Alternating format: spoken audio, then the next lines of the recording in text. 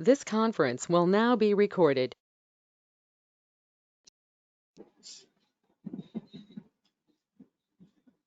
બાળકો હવે આવે છે ને બધા નવા? હા સર. હા સર, અત્યારે તો આવ્યું.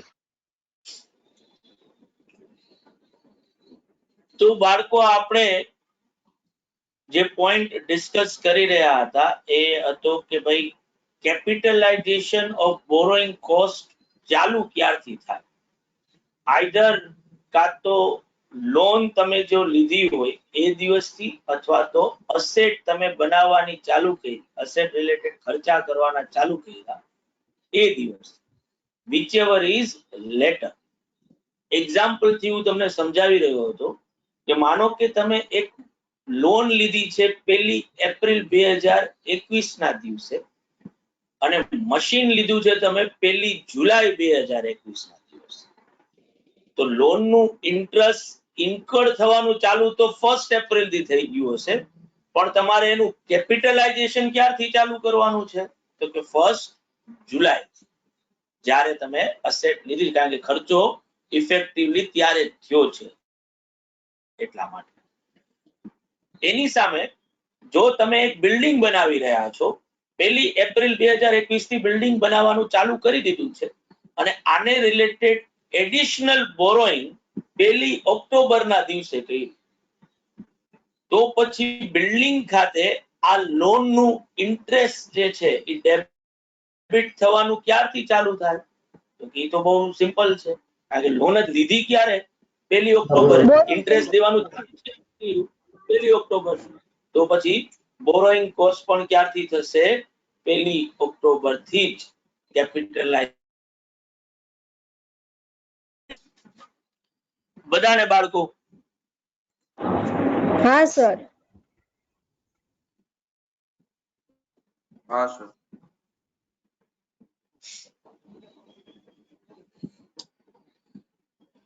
ઓકે, નાઉ વાત આવે કે આ કેપિટલાઇઝેશન જે છે એ પૂરું ક્યાં થાય? તો કે કેપિટલાઇઝેશન જે છે શું તમારે છેલ્લે સુધી, જ્યાં સુધી લોન રીપે ન કરો ત્યાં સુધી શું તમારે કેપિટલાઇઝેશન જે છે એ બોરોઈંગ કોસ્ટ નું કરતું રહેવાનું છે? ઓબ્વિયસલી નહીં. બરાબર. જેવી તમારી ક્વોલિફાઈંગ અસેટ જે છે એ ક્વોલિફાઈંગ અસેટ ના મીનિંગ માંથી નીકળી જાય, બરાબર, એટલે તમારું કેપિટલાઇઝેશન જે છે એ સીઝ થઈ જશે. અસેટ ક્વોલિફાઈંગ અસેટ ના મીનિંગ માંથી ક્યારે નીકળી જાય? તો કે બહુ સિમ્પલ છે, જ્યારે અસેટ એના ઇન્ટેન્ડેડ યુઝ જે આપણે કરવાનો હતો, બરાબર, એ પર્પઝ માટે રેડી થઈ જાય. ધેટ મીન્સ કે એ રેડી ટુ યુઝ કન્ડિશનમાં આવી જાય, અથવા તો એ સેલેબલ કન્ડિશનમાં આવી જાય, તમારે કેપિટલાઇઝેશન જે છે એ સીઝ જે છે એ કરી દેવાનું રહે. સે ફોર એક્ઝામ્પલ, તમે એક પ્લાન્ટ એન્ડ મશીનરી જે છે એ પરચેસ કર્યો છે 1 જૂને અને એ રેડી ટુ યુઝ કન્ડિશનમાં આવી ગયો 31 ડિસેમ્બર ના દિવસે. આના માટે તમે લોન લીધેલી છે 1 મે ના દિવસે, તો અને 31 માર્ચે યર પૂરું થાય છે. આ યર પૂરું થયું ત્યાં સુધી તમે લોન ને રીપે કરી નથી.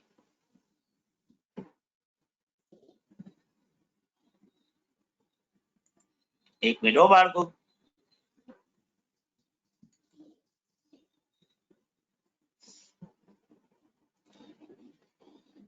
એક જ મિનિટ હો બાળકો, ખાલી હું એક્ઝામ્પલ લખી નાખું એટલે તમે જોઈ શકો, ખાલી હું બોલું એના કરતા.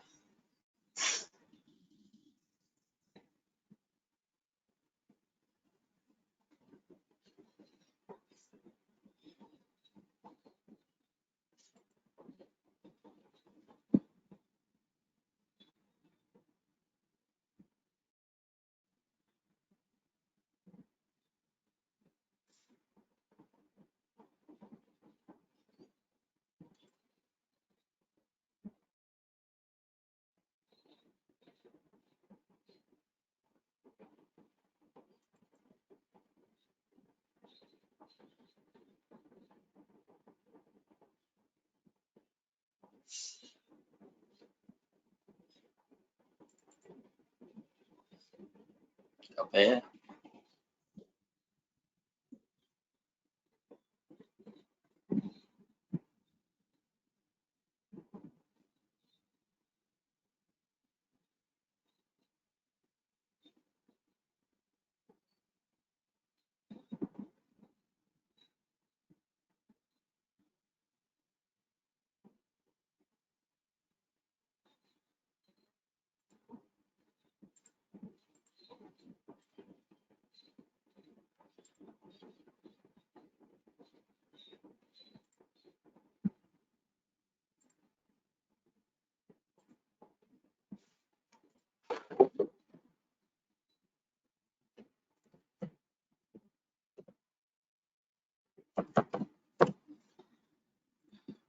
તો જે હું તમને સમજાવી રહ્યો હતો બાળકો કે સે ફોર એક્ઝામ્પલ એક્સ લિમિટેડે એક પ્લાન્ટ એન્ડ મશીનરી પરચેઝ કરી છે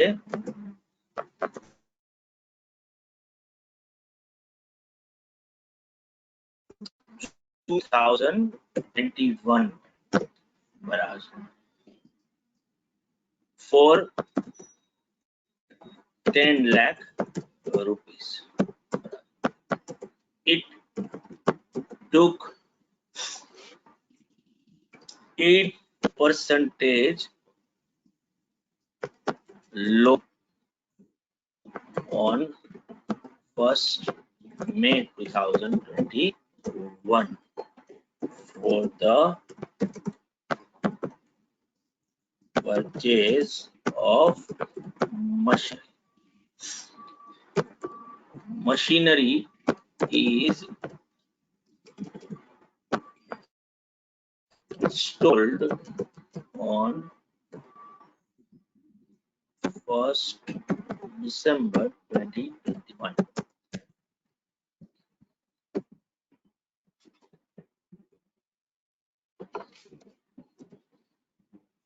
Loan is outstanding.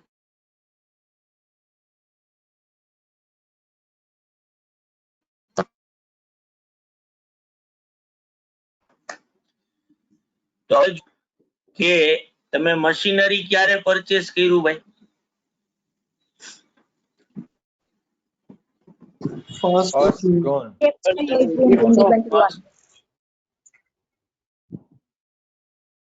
ક્યારે લીધી છે? મે ના દિવસે. તો આ લોન ઉપર ઇન્ટરેસ્ટ અક્રુ થવાનું ક્યારથી ચાલુ થઈ જાય?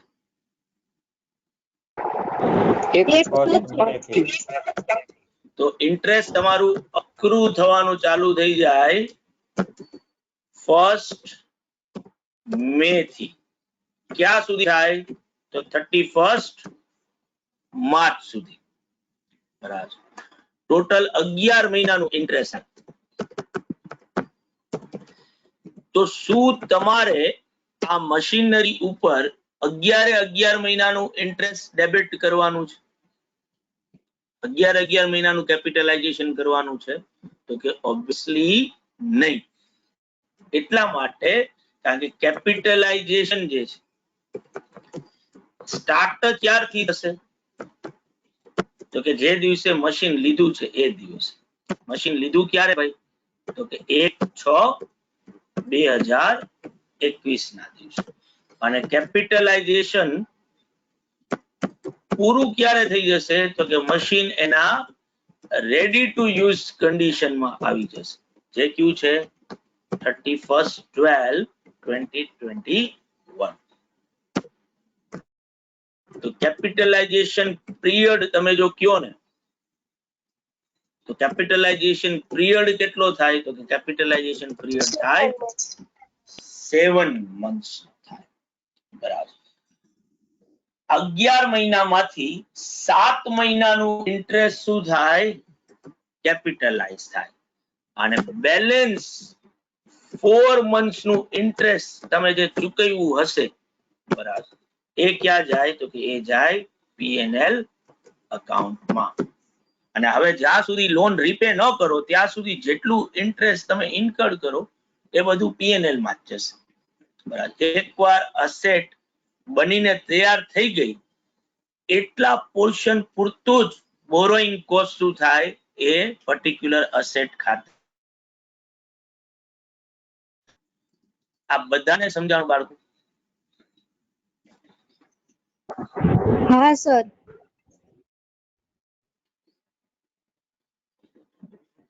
પાકું ને ભાઈ? હા. ઓકે.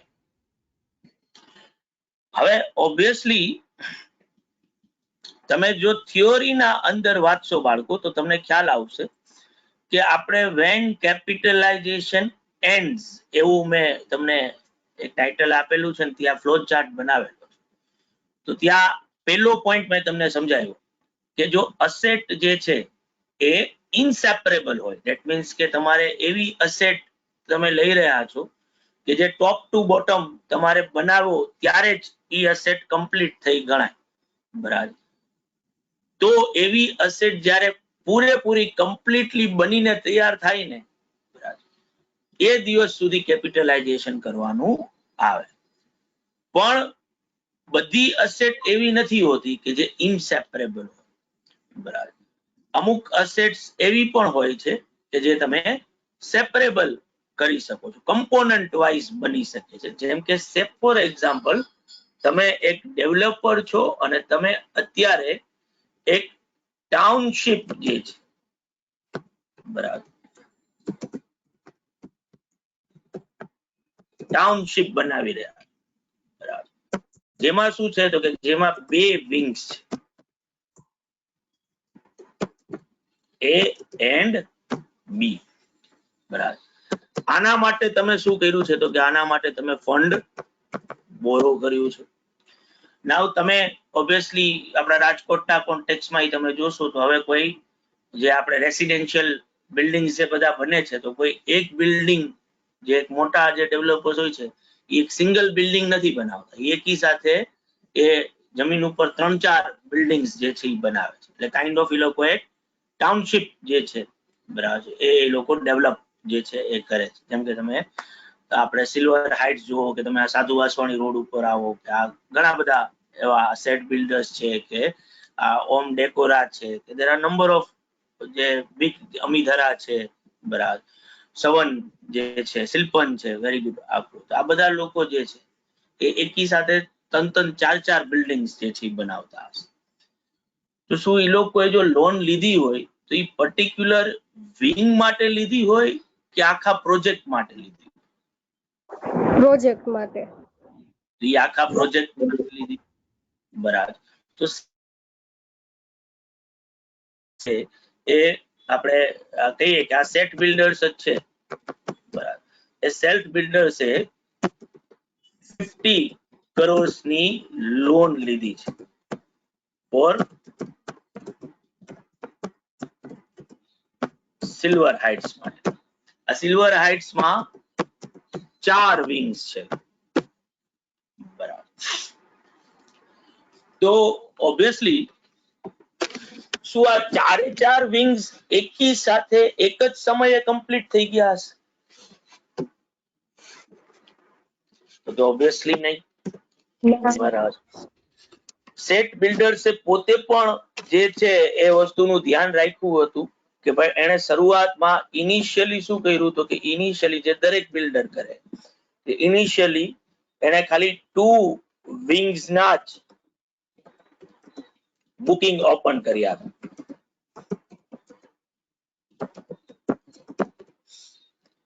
બરાબર. અને શરૂઆતમાં ખાલી 2 વિંગ્સ જ બનવાના ચાલુ થયા. લેટર પોર્શનમાં માર્કેટના અંદર એક બસ ક્રિએટ થાય, બરાબર, તો ઓબ્વિયસલી આ દરેક બિલ્ડરની આ એક સ્ટ્રેટેજી હોય છે કે ભાઈ 2 વિંગ્સના બુકિંગ આવવાના ચાલુ થાય પછી એ શું કરે તો કે પછી એ 3rd એન્ડ 4th વિંગ્સના બુકિંગ જે છે એ ઓપન કરે, જેનો એને શેમાં ફાયદો થાય તો કે એને રેટમાં ફાયદો થાય. કારણ કે ત્યાં સુધીમાં સમય પસાર થઈ ગયો હોય, માર્કેટની સિચ્યુએશન ચેન્જ થઈ હોય, તો ફર્સ્ટ અને સેકન્ડ બિલ્ડિંગ જે રેટ થી કદાચ વેચાણું હોય, 3rd અને 4th બિલ્ડિંગ ના અંદર બુકિંગ રેટ શું થઈ જાય, ચેન્જ થઈ જાય. તો એને એ રીતે પ્રોફિટ જે છે એ વધારે મળે. આ દરેક બધા બિઝનેસમેન ની પોતપોતાની સ્ટ્રેટેજીસ હોય છે અને એ લોકો એ રીતે કામ કરતા હોય છે. હવે ઓબ્વિયસલી સેટ બિલ્ડર્સ એ તો 50 કરોડ ની લોન લીધેલી છે, બરાબર. આ 50 કરોડ ની લોન માં 4 વિંગ્સ બનાવી રહ્યા છે અને આ 50 કરોડ નું પૂરેપૂરું ફંડ એ પ્રોજેક્ટ ના અંદર એને શું કરી નાખ્યું છે, વાપરી નાખ્યું છે, બરાબર. ઓબ્વિયસલી આપણે 4 વિંગ ની જગ્યાએ જે મેં ઉપર લખ્યું છે for the sec of simplicity જે છે એ હું 2 વિંગ્સ જ રાખું છું, બરાબર. અને બોરોઈંગ ની અમાઉન્ટ જે છે એ હું 10 લાખ કરી નાખું છું કે ભાઈ ફંડ જે બોરો કરેલું હતું એ 10 લાખ નું હતું, બરાબર. તો જે ફંડ બોરો થયું છે એ 10 લાખ નું છે. 10% નો રેટ ઓફ ઇન્ટરેસ્ટ છે. ડ્યુરિંગ ધ યર 1 રૂપિયો પણ લોન માં રીપે થયો નથી. તો ઇન્ટરેસ્ટ કેટલું આવ્યું હોય બાળકો આખા વર્ષનું?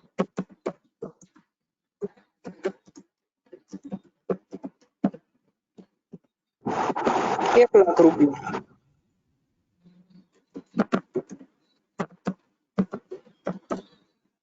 1 લાખ રૂપિયા થાય. હવે આ ઇન્ટરેસ્ટ કોસ્ટ જે છે એ મારે બિલ્ડિંગ ઉપર ચાર્જ કરવાની આવે.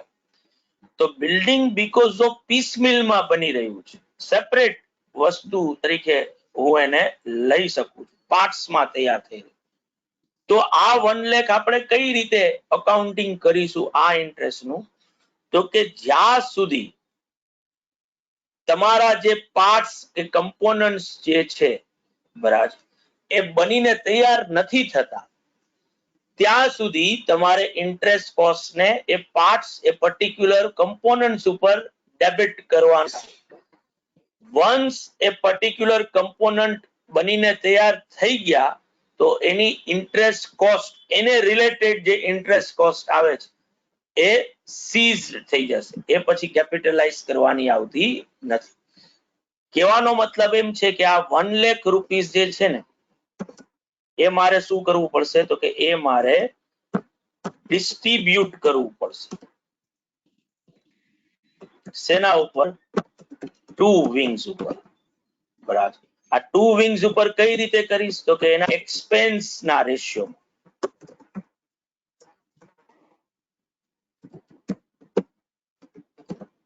બરાબર. સે ફોર એક્ઝામ્પલ મેં ફર્સ્ટ વિંગ પાછળ જે છે એ અત્યારે 7 લાખ નો ખર્ચો કર્યો છે, બરાબર. 7 લાખ રૂપીસ છે. અને સેકન્ડ વિંગ જે છે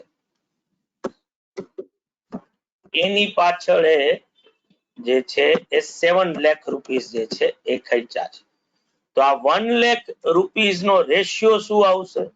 તો કે 1 લાખ રૂપીસ નો રેશિયો આ 2 વિંગ ઉપર મારે જો ઇન્ટરેસ્ટ ને ડેબિટ કરવું હોય તો 1:1 થાય. ખર્ચો સરખો કર્યો છે તો ઓબ્વિયસલી એ સરખા પ્રમાણમાં ઇન્ટરેસ્ટ પણ જે છે એ ડિસ્ટ્રીબ્યુટ થશે.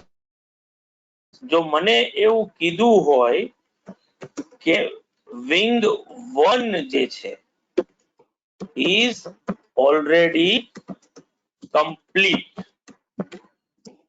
બરાબર. વિંગ 1 ઓલરેડી કમ્પ્લીટ છે, ત્યાં માણસો રેવા પણ આવવાના ચાલુ થઈ ગયા છે. ધેટ મીન્સ કે રેડી ટુ યુઝ કન્ડિશન માં આવી. તો ઇન્ટરેસ્ટ કોસ્ટ રિલેટેડ ટુ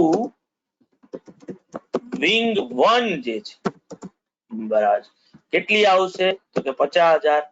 જે ક્યાં આવી પડશે? તો કે એ છે પીએનએલ અકાઉન્ટ.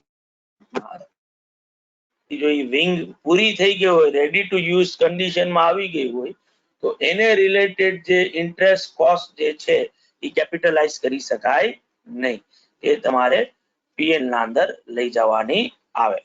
પણ એની સામે વિંગ 2 જે છે, બરાબર, કે જેને હજી yet to complete છે, હજી એ કમ્પ્લીટ થયું નથી, એના ભાગે ઇન્ટરેસ્ટ કોસ્ટ શું આવશે? તો કે એના ભાગે 50,000 આવશે. એ શું થશે? તો કે એ થશે કન્ટિન્યુ ટુ કેપિટલાઇઝ.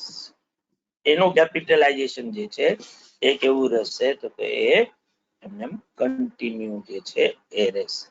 એટલે તમે જો લીખામાં બાળકો વાંચશો કે when does capitalization end, બરાબર, એવું મેં ત્યાં ટોપિક આપેલો છે અને ત્યાં તમે જોશો કે બે બ્રાન્ચ જે છે એ તમને ત્યાં દેખાશે જ, બરાબર, જે આપણે ઇન્ટરેસ્ટ કોસ્ટ ના કેપિટલાઇઝેશન એન્ડ ક્યાં થાય એના માટે લખ્યું છે. તો તમે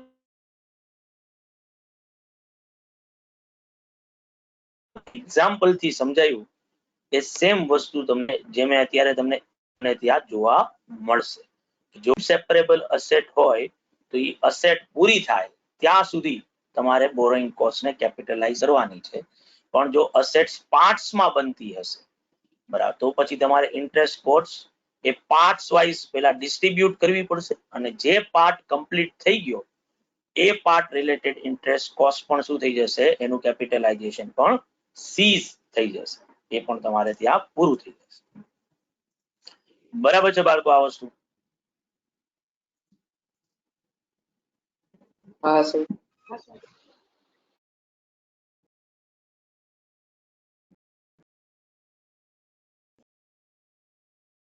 તો અહીંયા જે આ લીથો લોડ થઈ રહ્યો છે તો આગળ ત્યાં લોડ થાય તો આગળ થઈ ગયો લોડ એકદમ. એના પછી જો ત્યાં તમને દેખાશે કે ભાઈ સસ્પેન્શન ઓફ ઇન્ટરેસ્ટ લખ્યું છે, બરાબર, એટલે કે ઇવન ધો અસેટ હજી બનીને તૈયાર થઈ નથી તો પણ બોરોઈંગ કોસ્ટ અસેટ ખાતે અમુક સમય સુધી તમારે ડેબિટ નથી કરવા. ઇવન ધો એ ક્વોલિફાઈંગ અસેટ છે, બરાબર, તો પણ બોરોઈંગ કોસ્ટ જે છે અસેટ ખાતે આવશે નહીં. એટલે કે એ બોરોઈંગ કોસ્ટ નું આપણે શું કરી રહ્યા છીએ, સસ્પેન્શન કરી રહ્યા છીએ, બરાબર. આવું ક્યારે થાય, આવું સસ્પેન્શન કરવાનું આવે તો ઈ ક્યારે કરવાનું આવે તો કે જો તમારું વર્ક વચ્ચે ઇન્ટરપ્ટ થાય, તમે જે કામ કરી રહ્યા છો, બરાબર, એ ડ્યુ ટુ સમ રીઝન, માનો કે તમારા વર્કર્સ જે છે હડતાલ ઉપર વયા ગયા કે કઈ બીજી માથા જેમ જોઈ રહ્યા છે તો કે એ વસ્તુ તો ત્યાં ન આવી શકે કારણ કે બીજા પોઈન્ટ સાથે જોડાયેલી છે. પણ સમહાવ કોઈ પણ રીતે જે છે તમારું વર્ક જે છે એ થતું થોડાક સમય માટે અટકી ગયું, બરાબર, તો ઓબ્વિયસલી જેટલો પિરિયડ તમારું વર્ક થવાનું બંધ થયું છે એટલા પિરિયડ પૂરતું ઇન્ટરેસ્ટ જે છે એ તમે કેપિટલાઇઝ કરી નહીં શકો. when work is interrupted capitalization is suspended for such period, બરાબર. પણ જો આવું ઇન્ટરપ્શન નેસેસરી પાર્ટ હોય for its completion તો પછી એવા પિરિયડ ને ઇગ્નોર કરવાનો છે. જેમ કે આજે તમે નદી ઉપર બ્રિજ બનાવી રહ્યા છો, બરાબર, અને મોન્સૂન સીઝન આવી ગઈ, નદીમાં પૂર આવ્યું, બરાબર, તો હવે તમે સ્કુબા ડાઇવિંગ કરીને ઈટો નીચે ટૂંકમાં ફાઉન્ડેશન ઉપર સિમેન્ટ લગાડવાનું ને કામ તો નહીં જ કરી શકો જ્યાં સુધી પૂર ચાલુ છે ત્યાં સુધી. તમારે પૂરને શું કરવું પડશે તો કે એ ટૂંકમાં સરખું થઈ જાય, એમાં પાછું જૂનું લેવલ આવી જાય નદીનું, ત્યાં સુધી રાહ જોવી પડશે. તો આ શું થયું તો કે આ ઇન્ટરપ્શન જે થયું ને એ નેસેસરી પાર્ટ તમારા કંટ્રોલમાં નહોતો, બરાબર.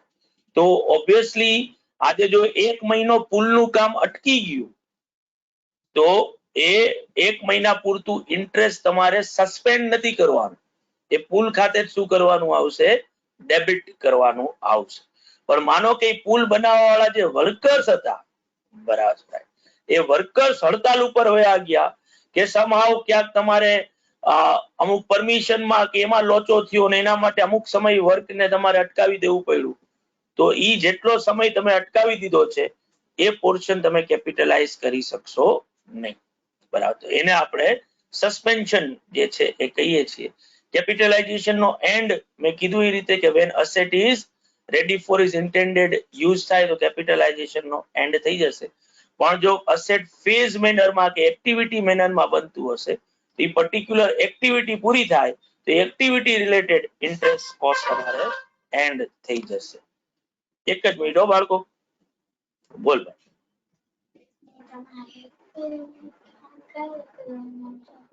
શેનું એક્વેરિયમ? હમણાં લેક્ચર પૂરો થાય પછી એક્વેરિયમ આપણે કરીએ ને બચ્ચા. હમણાં 12 o'clock પૂરો થઈ જશે. હા, બી મમ્માને મેં કીધું જ છે કે ઓલું ફિલ્ટર પાણી કરી રાખે, પછી તો ઓલું ફિશ ની ઓલી નેટ લઈ લે. બરાબર, એ બધી ફિશ ને આપણે ટ્રાન્સફર કરવી પડશે ને બીજા. ના ના, એવું તને શીખવાડીશ.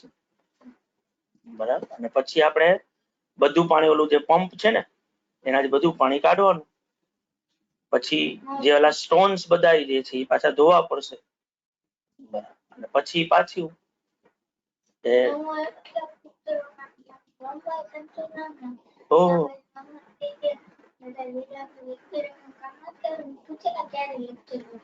હા, તો તું ક્યારે આવીશ પાછો બચ્ચું? Okay, bye bye. બાય બચ્ચું.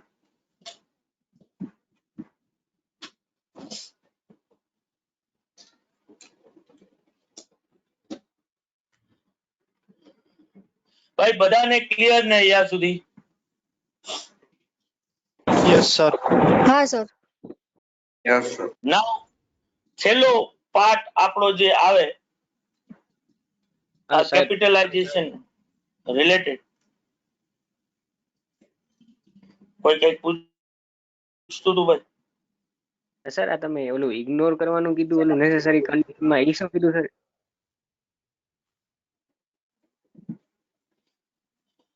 બકા તું બિલ્ડિંગ બનાવે છો, 4 માળ તે બનાવી નાખ્યા છે ને હવે તારા વર્કર્સ બધા ઘર ભેગા થઈ ગયા અને 2 મહિના સુધી બિલ્ડિંગ નું કામ અટકી ગયું. અને પછી 2 મહિના પછી બિલ્ડિંગ પાછી બનવાની ચાલુ થઈ, તો પછી તારે જે ઇન્ટરેસ્ટ કોસ્ટ આ પીરિયડમાં ઇન્કર્ડ કરી છે એ પૂરેપૂરી કેપિટલાઇઝ ન થાય, એમાંથી 2 મહિના કાઢી નાખવા પડે. જેટલા પોર્શન પૂરતું કામ અટકેલું પડ્યું છે બરાબર, ઈ પીરિયડ જે છે કેપિટલાઇઝેશન ના પીરિયડમાં આવે નહીં. એ પીરિયડ રિલેટેડ ખર્ચો કેપિટલાઇઝ ન થઈ શકે. બરાબર, જો વર્ક ઇન્ટરપ્ટ થાય તો કેપિટલાઇઝેશન ને સસ્પેન્ડ કરવું પડે. બરાબર, પણ જો ઇન્ટરપ્શન નેસેસરી પાર્ટ હોય બરાબર, એના વગર કામ પૂરું થઈ શકે એમ હતું નહીં એટલે કામને રોકવું પડ્યું. જેમ કે મેં ઓલા બ્રિજ વાળું એક્ઝામ્પલ આપ્યું, તો પછી ઓબ્વિયસલી એ પીરિયડ ને ઇગ્નોર કરવાનો. જેમ કે હું એમ જ કહું પાછું કે આ બિલ્ડિંગ બનાવવાનું આવ્યું હતું, 2 મહિના કામ અટકેલું પડ્યું હતું બીકોઝ ઓફ જે છે એ અમુક રીતે ફાઉન્ડેશન્સ જે છે એ પ્રોપરલી નહોતા બન્યા. હવે એમને ઘરનું એક્ઝામ્પલ એક્ઝેક્ટ આવું ન થઈ શકે, પણ આ જસ્ટ ખાલી સમજાવવા પૂરતી વાત કરી દો. બરાબર, કે એ જ્યાં સુધી એક આગળ નો પોર્શન બને નહીં ને ત્યાં સુધી વર્ક જે છે એ વધારી શકાય એમ નહોતું આગળ. તો 2 મહિના બિલ્ડિંગ બનવાનું કામ અટકેલું પડ્યું રહ્યું, પણ આ જે 2 મહિના અટકેલું રહ્યું એ નેસેસરી પાર્ટ હતો, એ તારે અટકાવવું જ પડે એમ હતું. તો પછી એ 2 મહિનાને ઇગ્નોર કરવાના. એ વસ્તુ જે છે એમ નહીં કહેવાનું કે ભાઈ કામ નથી થયું તો ઇન્ટરેસ્ટ કોસ્ટ કેપિટલાઇઝ નહીં કરું. એ 2 મહિનાની ઇન્ટરેસ્ટ કોસ્ટ શું કરવાની આવશે? કેપિટલાઇઝ કરવાની આવશે. Okay sir, ready.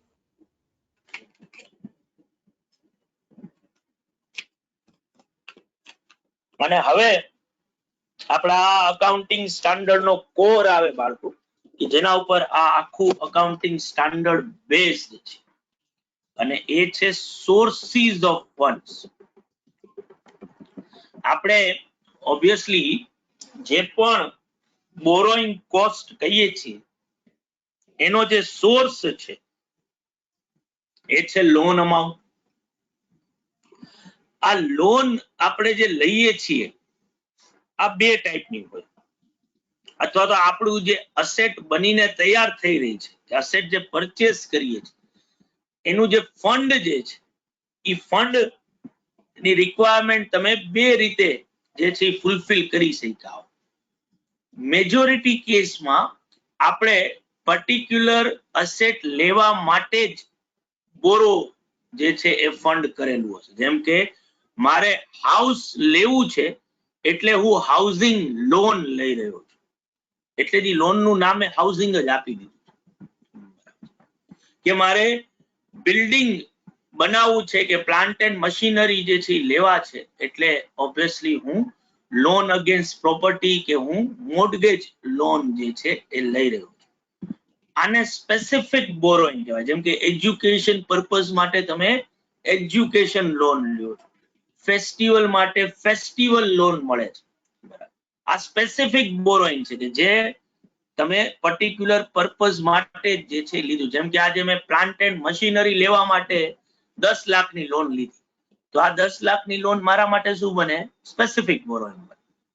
તો યા બહુ જ સિમ્પલ છે, બરાબર, કે ભાઈ આ સ્પેસિફિક બોરોઈંગ જો મેં કર્યું તો 10 લાખ ઉપર જેટલું પણ ઇન્ટરેસ્ટ અને એનો રિલેટેડ ખર્ચો જે છે કેપિટલાઇઝેશન પીરિયડ ગણવાનો. જો કેપિટલાઇઝેશન પીરિયડ 6 મહિનાનો આવતો હોય તો જે કાંઈ પણ મેં રિલેટેડ એક્સપેન્ડિચર ઇન્કર કર્યો છે 6 મહિનાની જેટલી ઇન્ટરેસ્ટ કોસ્ટ થાય છે, બરાબર, આ બોરોઈંગ ઈ મારે મશીનરી ખાતે શું કરવાની? ડેબિટ કરવાની આવે. જો વર્ષનો આવતો હોય તો આખા વર્ષની ઇન્ટરેસ્ટ કોસ્ટ અને એને રિલેટેડ એક્સપેન્ડિચર મારે ઈ લોન, માનો કે 10% લોન લીધી છે, કેપિટલાઇઝેશન પીરિયડ 1 યર નો છે, તો 1 લાખ રૂપિયાનું જે ઇન્ટરેસ્ટ મેં ચૂકવ્યું હોય 10 લાખની લોન ઉપર, એ પૂરેપૂરું ડેબિટ થશે. ક્યાં? તો કે મારા મશીનરી ખાતે ડેબિટ થઈ જશે. એને રિલેટેડ જો 10,000 રૂપિયા ઇન્કર કર્યા હોય તો એ 10,000 રૂપિયા પણ મશીનરી ખાતે મારે ટૂંકમાં ડેબિટ કરવાના આવશે. પણ ઘણીવાર શું થતું હોય કે ઘણીવાર એકી સાથે જે ફંડ જે છે બધું જે છે યુઝ આપણે અસેટમાં ન કર્યું, ઇવન ધો સ્પેસિફિક લોન લીધી છે તો પણ. જેમ કે તમે જ્યારે બિલ્ડિંગ બનાવવાની લોન લેશો ને તો એ ફેઝ મેનરમાં ડિસ્પર્સ થતી હોય કે તમે કમ્પ્લીશન વર્ક કરો એ પ્રમાણે લોન મળે. ઘણીવાર એવું થયું હોય કે લોન ના રૂપિયા તમને 10 લાખ મળી ગયા હોય પણ તમે હજી ખર્ચો 7.5 લાખ કે 6 લાખ જ કર્યો હોય, તો તમારી પાસે જે લોનની અમાઉન્ટ છે ને સરપ્લસમાં બચી હોય, બરાબર. અને આ ટેમ્પરરી સરપ્લસ હોય, કારણ કે એનો યુઝ તો તમે પાછો કરવાના જ છો, પણ અત્યારે ટેમ્પરરી સરપ્લસ તમારી પાસે લોન છે, બરાબર, જેનો યુઝ હજી બિલ્ડિંગમાં કર્યો નથી. તો તમે બુદ્ધિ ચલાવી અને તમે શું કર્યું? તો કે તમે કંઈક ઓલ્ટરનેટિવ ફંડમાં એને ઇન્વેસ્ટ કરી દીધા કે તમારે 2 મહિના સુધી પૈસાની જરૂર નથી, તો તમે લોન એને તમે ક્યાંક ઇન્વેસ્ટ કરી દીધા અને એમાંથી તમને ઇન્ટરેસ્ટ મળ્યું. તો આ જે ઇન્ટરેસ્ટ મળ્યું એ તમારી રેગ્યુલર ઇન્કમ ન કહેવાય કે જેને પીએનએલ માં ક્રેડિટ કરો, કારણ કે આ લોન તમે લીધી હતી ક્વોલિફાઈંગ અસેટ માટે અને લોન ઉપર જે ઇન્ટરેસ્ટ ચૂકવો છો એ તમે ક્વોલિફાઈંગ અસેટ ખાતે શું કરી રહ્યા છો? કેપિટલાઇઝ કરી રહ્યા છો. તો જો આવું કોઈ ટેમ્પરરી ઇન્વેસ્ટમેન્ટ તમે કર્યું હોય સરપ્લસ ફંડ અને એમાંથી તમને જો કોઈ ઇન્કમ થાય તો એ કેપિટલાઇઝ થાય. એટલે જેટલો ખર્ચો તમે ડેબિટ કર્યો છે એમાંથી આ ઇન્કમ શું થાય? લેસ કરવાની આવે. જો સ્પેસિફિક બોરોઈંગ નો તમે યુઝ કરેલો હોય અસેટને પરચેસ કરવા માટે કે બનાવવા માટે. એટલે જો અસેટ પરચેસ કરવા કે બનાવવા માટે સ્પેસિફિક બોરોઈંગ લીધું તો એને રિલેટેડ ઇન્ટરેસ્ટ કોસ્ટ, એને રિલેટેડ એક્સપેન્ડિચર્સ જે છે એ તમારે શું કરવાના છે? કેપિટલાઇઝેશન પીરિયડ સુધીના કેપિટલાઇઝ કરવાના છે. સબ્જેક્ટ ટુ જો તમને આ સ્પેસિફિક બોરોઈંગ નું ક્યાંક ટેમ્પરરી ઇન્વેસ્ટમેન્ટ કર્યું અને એમાંથી કોઈ ઇન્કમ પણ થઈ છે અને એ તમને ક્વેશ્ચનમાં આપી છે, તો તમે જે કેપિટલાઇઝેશન અમાઉન્ટ ગોઈતી એમાંથી ઇન્કમ શું કરવાની? લેસ કરવાની થશે. બધાને ક્લિયર બાળકો? હા સર. પણ એની સામે માનો કે આજે હું એક બિલ્ડિંગ બનાવી રહ્યો છું જેના માટે મેં 20 લાખ રૂપિયાનો ખર્ચો કર્યો અને આ 20 લાખના ખર્ચામાં મેં કોઈ સ્પેસિફિક લોનનો યુઝ નથી કર્યો. મારી પાસે એક 10% રેટ વાળી 15 લાખ રૂપિયાની સીસી છે, બરાબર, અથવા તો 10 લાખ રૂપિયાની સીસી છે સે ફોર એક્ઝામ્પલ, બરાબર. આ જ રીતે 11% રેટ વાળી ઓવરડ્રાફ્ટ ફેસિલિટી પડી છે જે પણ 10 લાખ રૂપિયાની છે અને 12% રેટ વાળી એક ટર્મ લોન છે જે પણ 10 લાખની છે, બરાબર. તો જે મારો સોર્સ હતો ને 20 લાખ રૂપિયા જે મેં ખર્ચો ઇન્કર કર્યો છે બિલ્ડિંગ માટે, બરાબર, એના માટે કોઈ સ્પેસિફિક બોરોઈંગ નો યુઝ નથી કર્યો મેં. મારી પાસે 3 લોન હતી, એક સીસી હતી, એક ઓડી હતી અને એક ટર્મ લોન હતી, બરાબર. એ ત્રણેય લોન ની અમાઉન્ટ કેટલી થતી હતી? 30 લાખ રૂપિયા, બરાબર. અને જો હું આખું વર્ષ માનો કે બિલ્ડિંગ બની રહ્યું છે તો કેપિટલાઇઝેશન પીરિયડ આખા વર્ષનું આવ્યું તો મેં સીસી ઉપર કેટલું ઇન્ટરેસ્ટ ચૂકવ્યું હશે વર્ષમાં? 1 લાખ રૂપિયા. ઓડી ઉપર કેટલું ચૂકવ્યું હશે? 1,10,000 રૂપિયા, 11% રેટ છે. અને ટર્મ લોન ઉપર કેટલું ચૂકવ્યું હશે? 1,20,000 રૂપિયાનું, કારણ કે 12% રેટ છે. ટોટલ ઇન્ટરેસ્ટ કેટલું થયું? 3,30,000. હવે આ 3,30 માંથી બિલ્ડિંગ ખાતે કેટલા ડેબિટ કરવાના? તો કે બીકોઝ ઓફ કોઈ સ્પેસિફિક રેટ મારી પાસે છે નહીં, અલગ અલગ લોન છે જેનો ઇન્ટરેસ્ટ રેટ કેવો હતો? અલગ અલગ હતો, બરાબર. તો હવે મારે શું કરવાનું? તો કે મારે સૌથી પહેલા એક કોમન રેટ ફાઇન્ડ આઉટ કરવાનો, જેને હું શું કહીશ? Weighted average rate of borrowing, WARB. આ weighted average rate of borrowing મને કઈ રીતે મળશે? તો કે જેટલી લોન હતી એના પર જેટલું ઇન્ટરેસ્ટ મેં ચૂકવ્યું છે એ ઇન્ટરેસ્ટ નો સરવાળો કરવાનો, એને રિલેટેડ એક્સપેન્ડિચર લેવાના અને એને ડિવાઈડ કરવાનું ટોટલ લોન અમાઉન્ટ, બરાબર. એટલે total interest plus related expenditure divided by total loan amount. મારા કેસમાં 30 લાખ રૂપિયાની ટોટલ લોન અને 3,30,000 નું ટોટલ ઇન્ટરેસ્ટ.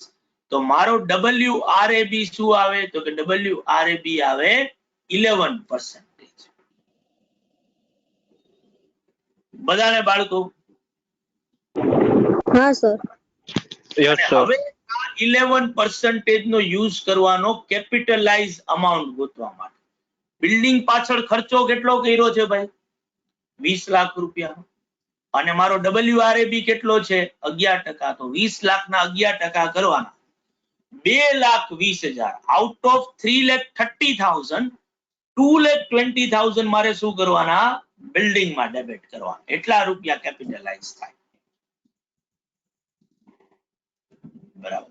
એટલે જો મેં જનરલ બોરોઈંગ્સ નો યુઝ કર્યો હોય અસેટ ને બનાવવા માટે કે અસેટ ને પરચેસ કરવા માટે, તો જેટલી લોન છે એ લોન નું ટોટલ ઇન્ટરેસ્ટ ગણવાનું, એનો રિલેટેડ એક્સપેન્ડિચર એમાં એડ કરવાનો અને એને ડિવાઈડ કરવાનું શેનાથી? Total loan amount. એટલે મને એક રેટ મળશે, જે રેટનું નામ મેં શું આપ્યું છે? Weighted average rate of borrowing. અને હવે અસેટ પાછળ જે ખર્ચો કર્યો છે એ ખર્ચો લેવાનો અને એને ઇન્ટુ શું કરવાનું? આ weighted average rate of borrowing કરવાનું. ઈ રૂપિયા તમારા માટે શું બને? કેપિટલાઇઝ અમાઉન્ટ બને, જે અસેટ ખાતે શું કરવાના આવે? ડેબિટ કરવાના થાય. બધાને બાળકો આ વસ્તુ? હા સર. પણ તમારા એક્ઝામ્પલ ના અંદર બાળકો કઈક આવું હશે કે તમને જે ક્વેશ્ચન પૂછ્યો હશે ને એના અંદર માનો કે એક્સ લિમિટેડ જે છે એ સે ફોર એક્ઝામ્પલ એક બિલ્ડિંગ બનાવે છે,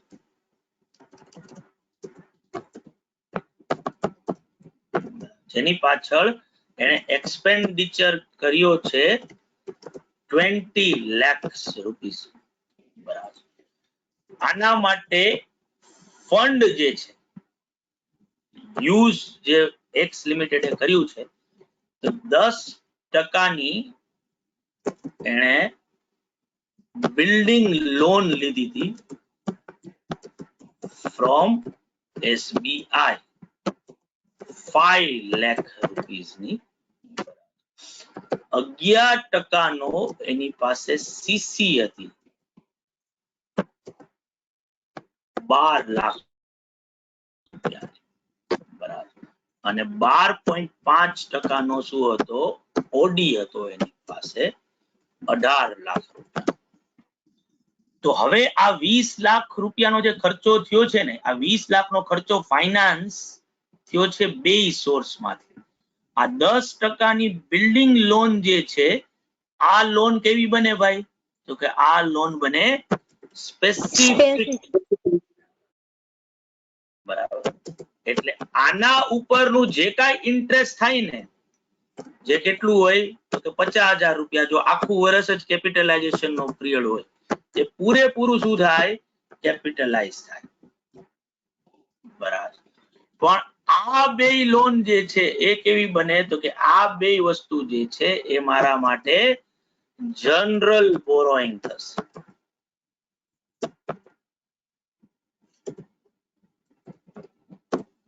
બરાબર. એટલે મારા 20 લાખ માંથી 5 લાખ રૂપિયા ક્યાંથી ફાઇનાન્સ થયા ભાઈ? બિલ્ડિંગ લોન માંથી. બરાબર. અને બાકીના 15 લાખ રૂપિયા જે છે એ ક્યાંથી આવ્યા? મારા જનરલ બોરોઈંગ્સ માંથી. તો ઈ 15 લાખ રૂપિયા ઉપર કેટલું ઇન્ટરેસ્ટ કેપિટલાઇઝ થાય, જો ઈ મારે ગોતવું હોય તો પેલા મારે આ બે લોન નું ટોટલ ઇન્ટરેસ્ટ ગણવાનું, એને ડિવાઈડ કરવાનું ટોટલ લોન અમાઉન્ટ થી, અને એક રેટ મને જે મળે, જેને હું શું કહીશ? મારો weighted average rate of borrowing. માની લ્યો, સે ફોર એક્ઝામ્પલ, કદાચ એટલો નહીં આવતો હોય, પણ આપણે એમને માનીને જઈએ કે મેં આવો રેટ ગોઈતો અને ઈ રેટ આવ્યો 11.5%. બરાબર. તો મારે આ જનરલ બોરોઈંગ ઉપર કેટલા રૂપિયા કેપિટલાઇઝ કરવાના થાય? તો કે 15 lakhs ના કેટલા કરવાના ભાઈ? 11.5%.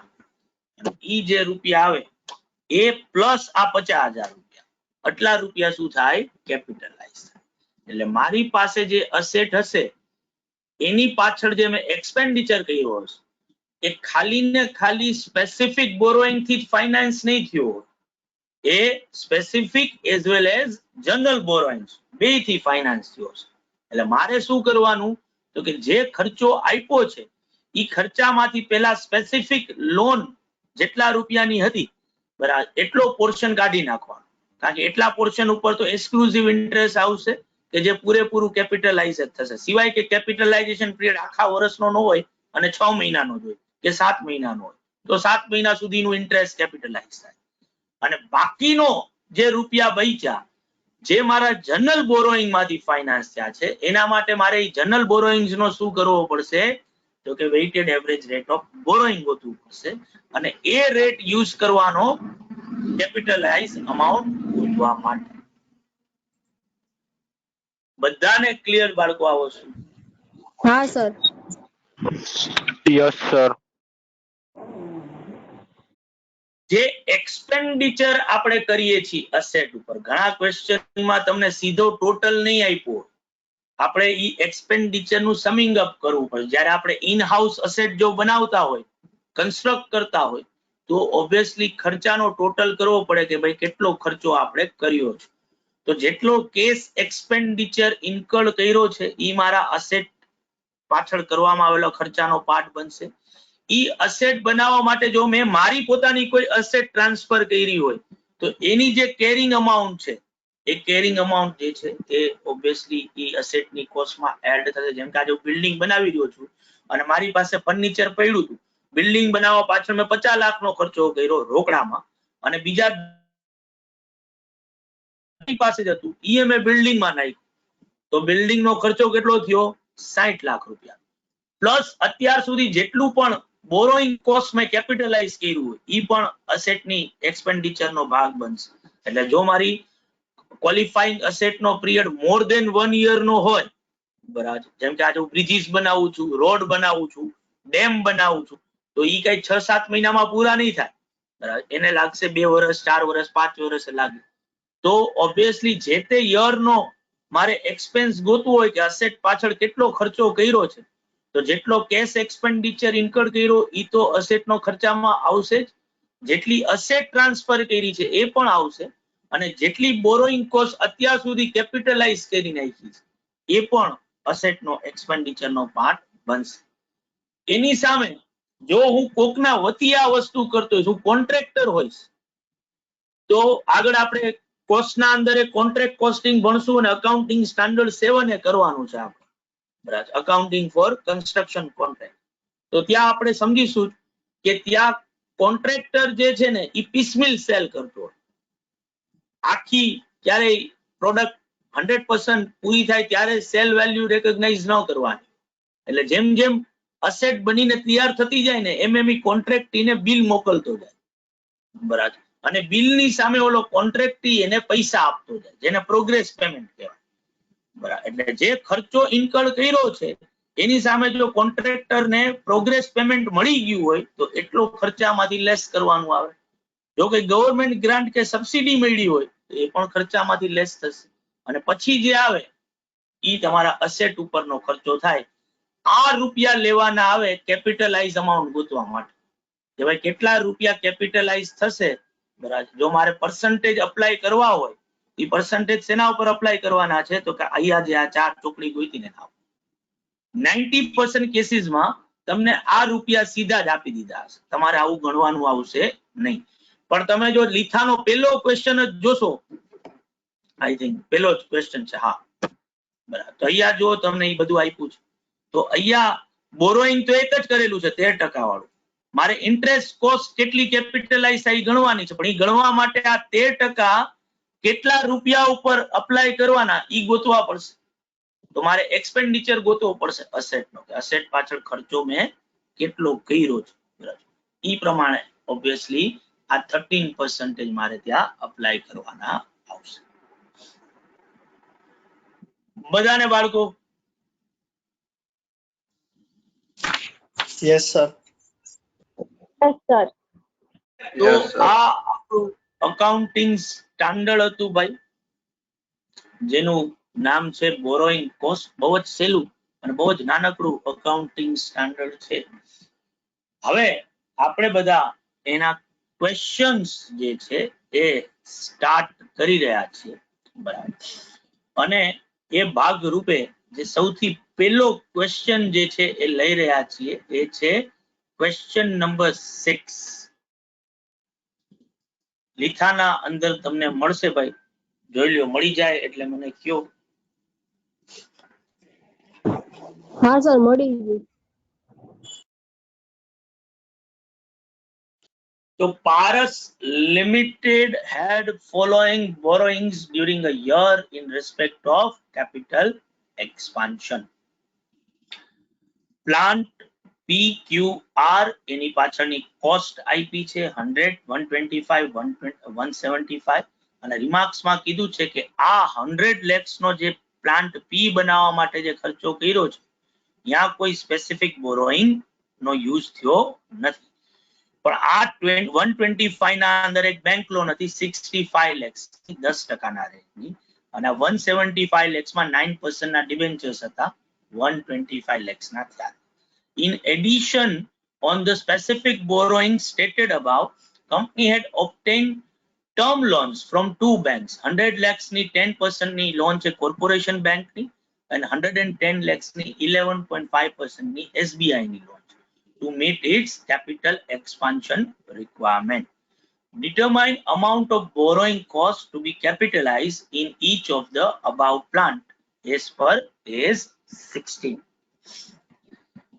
Now તમે જ્યારે ક્વેશ્ચન નંબર શું અકાઉન્ટિંગ સ્ટાન્ડર્ડ 16 તમે જો કરતા હો બાળકો, અને તમને ક્વેશ્ચન આપ્યો હોય તો ક્યારેય જે છે એવા ક્વેશ્ચન નહીં કરવાના કે આ ખર્ચો ક્યારે થયો છે.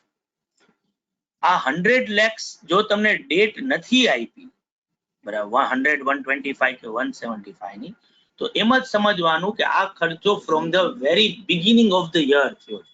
એટલે જો મારું કોઈ ફાઇનાન્શિયલ યર હોય તો 1 એપ્રિલે જ મેં આ ખર્ચો જે છે એ કરી નાખ્યો છે, અથવા તો 1 એપ્રિલે મારા બુકમાં આ ખર્ચાની બેલેન્સ આટલી હતી. જો ખર્ચો કોઈ સ્પેસિફિક ડેટે કરેલો હશે, બરાબર, જેમ કે જો આ ક્વેશ્ચન નંબર 3 માં કીધું કે જાન્યુઆરીમાં આટલો કર્યો, એપ્રિલમાં આટલો કર્યો, જુલાઈમાં આટલો કર્યો, ડિસેમ્બરમાં, બરાબર, તો એ સ્પેસિફિકલી તમને આપ્યું હશે. તો પછી આ 2 લાખ ઉપરનું કેપિટલાઇઝેશન જાન્યુઆરી થી ચાલુ થાય, આ 3 લાખનું કેપિટલાઇઝેશન એપ્રિલ થી ચાલુ થાય, આ 4 લાખ ઉપર કેપિટલાઇઝેશન જુલાઈ થી ચાલુ થાય, અને ડિસેમ્બરમાં 1,20,000 નો ખર્ચો જે કર્યો છે એ ડિસેમ્બર નો પિરિયડ એને લાગુ. આવતા વર્ષથી આ બધાય ખર્ચાના ટોટલ થઈ જાય અને એટલા ઉપર પેલા દિવસથી જ કેપિટલાઇઝેશન ચાલુ થાય. પણ જો આવા કોઈ પિરિયડ ન કીધા હોય તો એમ જ માનવાનું કે આ balance very beginning of the year હતી, બરાબર. અને હવે સાથે જો મને એવું પણ ન કીધું હોય કે આ પ્લાન્ટ પૂરા થયા છે કે નહીં ડ્યુરિંગ ધ યર, તો એમ જ સમજવાનું કે યર પૂરું થયું ને ત્યાં સુધી હજી આ પ્લાન્ટ બનીને તૈયાર થયા નથી. એટલે 31 માર્ચ સુધીમાં પણ આ પ્લાન્ટ બનીને હજી પૂરા નથી થયા. તો ધેટ મીન્સ કે મારા માટે આ ત્રણેય પ્લાન્ટ ક્વોલિફાઈંગ અસેટ તરીકે આવશે આખા વર્ષ માટે, બરાબર. જો વચ્ચે પ્લાન્ટ પૂરો થઈ ગયો હશે, જેમ કે આ ક્વેશ્ચન નંબર 2 જોશો ને તમે, તો જો બહુ સ્પેસિફિકલી લખેલું કે પ્લાન્ટ એક્સ કમ્પ્લીટ થયો, પ્લાન્ટ વાય કમ્પ્લીટ થયો, plant Z steel under construction છે, પ્લાન્ટ ટી જે છે એ કમ્પ્લીટ થઈ ગયો છે 28, એની બધાની ડેટ તમને આપેલી છે. તો પછી ત્યાં જે તારીખથી ખર્ચો ચાલુ કર્યો ને જ્યાં પૂરો થયો, બરાબર, એટલો પિરિયડ કેપિટલાઇઝેશન પિરિયડ થાય. પણ જો આવું કોઈ વસ્તુ જેમ કે આપણા આ ક્વેશ્ચન ના અંદર કાંઈ કીધી નથી, તો કેપિટલાઇઝેશન આપણું આખા વર્ષ માટે આવશે. બીજું આવો ક્વેશ્ચન નહીં કરવાનો કે શું આ પ્લાન્ટ ક્વોલિફાઈંગ અસેટ છે, PQR, કારણ કે કોઈ ડેટા તો મને આપ્યો નથી, બરાબર. તો ઓબ્વિયસલી જો કાંઈ ન કીધું હોય તો હંમેશા શું સમજવાનું કે આ જે અસેટ ક્વેશ્ચનમાં આપી છે તમને, આ બધી શું છે, ક્વોલિફાઈંગ અસેટ જ છે, બરાબર. તમારે A16 પ્રમાણે બોરોઈંગ કોસ્ટ ગણવાની છે. બોરોઈંગ કોસ્ટ કઈ રીતે કેલ્ક્યુલેટ થાય એ લગાડવાનું છે, નહીં કે એ વસ્તુ વિચારવામાં કે આ ક્વોલિફાઈંગ અસેટ છે કે નહીં. તો ક્વોલિફાઈંગ અસેટ છે કે નહીં એવું પૂછવું હશે તો એનો સ્પેસિફિક ક્વેશ્ચન હશે. જેમ કે જો અહીંયા ક્વેશ્ચન નંબર 4 છે કે જ્યાં શેડ બનાવ્યો, મશીનરી લીધી, વર્કિંગ કેપિટલ લીધું, advance for purchase of truck છે, બરાબર. અને હવે આપણે આમાંથી જ્યારે ખર્ચો ડેબિટ કરવો હોય તો નક્કી કરવું પડે કે ભાઈ આમાંથી કઈ અસેટ ક્વોલિફાઈંગ અસેટ છે. ક્વોલિફાઈંગ અસેટના મિનિંગમાં આવશે તો કેપિટલાઇઝેશન થશે, મિનિંગમાં નહીં આવે તો કેપિટલાઇઝેશન થાય નહીં, બરાબર.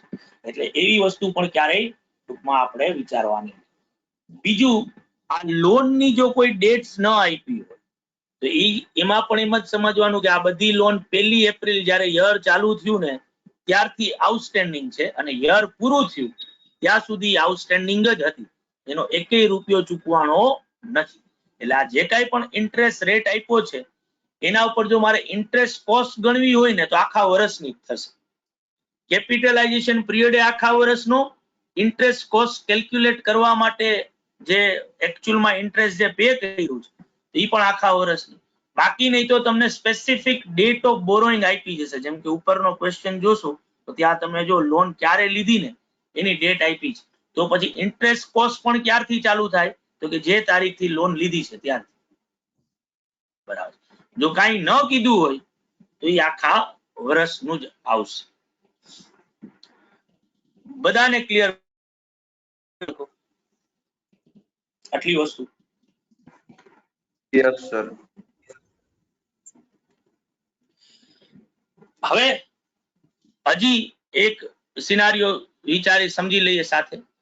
ઘણા બધા ક્વેશ્ચનમાં તમે જેટલો ખર્ચો કર્યો છે ને, જેમ કે તમે જો આ ત્રણેય પ્લાન્ટ પાછળ ટોટલ કેટલો ખર્ચો કર્યો છે 400 lakhs, અને તમે જો આ 400 lakhs ના ખર્ચાનો સોર્સ જોશો ને તો એના માટે 4 લોન લીધી છે. એક બેંક લોન છે, એક ડિબેન્ચર છે, કોર્પોરેશન બેંકની લોન છે અને SBI ની લોન છે. એની લોન અમાઉન્ટ નો ટોટલ કરશો ને તો એ 400 lakhs.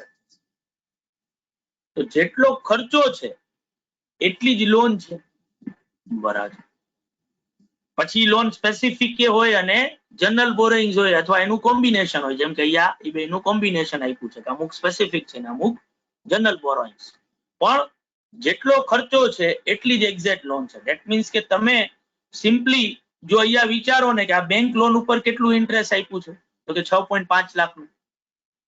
આ 125 lakhs ના 9% કરું તો કેટલા થાય, તો કે 11.25. તો 6.5 પ્લસ 11.25. એ જ રીતે અહીંયા 10 લાખ રૂપિયા બીજા, અને અહીંયા થાય 12.65 આઈ થિંક. 110 ના 11.5% કરું તો બરાબર છે ને ભાઈ? જોવો તો હા હા સર 12.5. તો જો હું ટોટલ કરું ને તો ટોટલ આઈ થિંક 40.4 થશે ઇન્ટરેસ્ટ નો. હા સર 40,04,000 40 લાખ 4,000, 40 લાખ 40,000 રૂપિયા. 4,000 નો થાય. 40,40,000 તો 40 લાખ 40,000 રૂપિયા જે છે ને, આ જેટલો ખર્ચો ઇન્કર કર્યો છે ને બધો કેપિટલાઇઝ થાય. કારણ કે લોન અમાઉન્ટ અને એક્સપેન્ડિચર ની અમાઉન્ટ કેવી છે? સેમ છે. ખાલી મારે નક્કી શું કરવું પડે કે આ 40,40,000 માંથી કેટલા પ્લાન્ટ પી ખાતે ડેબિટ કરીશ, કેટલા ક્યુ ખાતે ને કેટલા આર ખાતે. બરાબર. પણ એની સામે એવું પણ બની શકે કે તમે ખર્ચો કર્યો છે એના કરતા લોન અમાઉન્ટ કેવી હોય? વધારે હોય. જેમ કે આ ક્વેશ્ચન જુઓ, 6 લાખ 4 લાખ અને 5 લાખ ટોટલ 15 લાખનું બોરોઈંગ છે, પણ ખર્ચો કેટલો કર્યો છે? 11 લાખ. તો ઇન્ટરેસ્ટ કોસ્ટ 15 લાખ ઉપર ઇન્કર થઈ હશે, પણ કેપિટલાઇઝેશન 11 લાખનું કરવાનું. એટલે જેટલી ઇન્ટરેસ્ટ કોસ્ટ છે એ બધી કેપિટલાઇઝ નહીં થાય. બરાબર. એમાંથી અમુક રૂપિયા જ શું થશે? કેપિટલાઇઝ થશે, બાકીના પીએનએલ માં જશે. ક્વેશ્ચન નંબર 6 માં 1 રૂપિયો પીએનએલ માં નહીં જાય. અહીંયા અમુક રૂપિયા કેપિટલાઇઝ થશે ને અમુક પીએનએલ માં જશે. બરાબર. અમુક રૂપિયા કેપિટલાઇઝ થઈને અમુક પીએનએલ માં જાય, એવા કેસમાં પણ બનશે કે જ્યાં કેપિટલાઇઝેશન પીરિયડ અને આપણો યર નો પીરિયડ સરખો નથી. માનો કે કેપિટલાઇઝેશન 7 મહિનાનું જ કરવાનું છે, જ્યારે ઇન્ટરેસ્ટ નો ખર્ચો આખા વર્ષ માટે ઇન્કર થયો છે. તો આખા વર્ષના ઇન્ટરેસ્ટ કોસ્ટ માંથી ખાલી કેપિટલાઇઝેશન 7 મહિના પૂરતું કરવાનું હશે, બાકીના 5 મહિનાની ઇન્ટરેસ્ટ કોસ્ટ ક્યાં જશે? પીએનએલ માં જશે. ઇવન તો લોન અને ખર્ચો બે કેવા છે? સેમ જ છે. આપણા ક્વેશ્ચન નંબર 6 માં લોન અમાઉન્ટ અને એક્સપેન્ડિચર બે કેવા હતા? સેમ. કેપિટલાઇઝેશન પીરિયડ અને લોન નો ઇન્ટરેસ્ટ પીરિયડ એ કેવો છે? સેમ છે. એટલે જેટલું ઇન્ટરેસ્ટ આપણે ઇન્કર કરીએ છીએ એ પૂરેપૂરું શું કરવાનું આવશે? કેપિટલાઇઝ કરવાનું આવશે. બધાને એટલે બધાને ક્લિયર ને બાળકો? હા સર. તો હવે આ ક્વેશ્ચન ને ગણીએ તો A16 નો જ્યારે હું ક્વેશ્ચન કરતો હોઉં ને ભાઈ, ત્યારે મારું પહેલું સ્ટેપ હંમેશા જે છે એ ક્યુ રહેશે? તો કે મારું પહેલું સ્ટેપ હંમેશા રહેશે બીકોઝ ઓફ મારા લોન મારી બોરોઈંગ્સ માટેના જે મેં ખર્ચા કર્યા છે એ 100%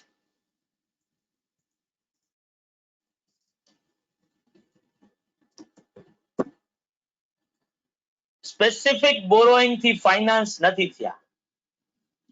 એમાં જનરલ બોરોઈંગ નો પણ યુઝ મેં કરેલો છે. એટલે હંમેશા મારે શું કરવાનું બાળકો? તો કે હંમેશા મારું સ્ટેપ જે છે એ પેલું એ જ રહેશે કે મારે સૌથી પહેલા શું ગોતવું પડશે? તો કે સૌથી પહેલા ગોતવું પડશે weighted average rate of borrowing.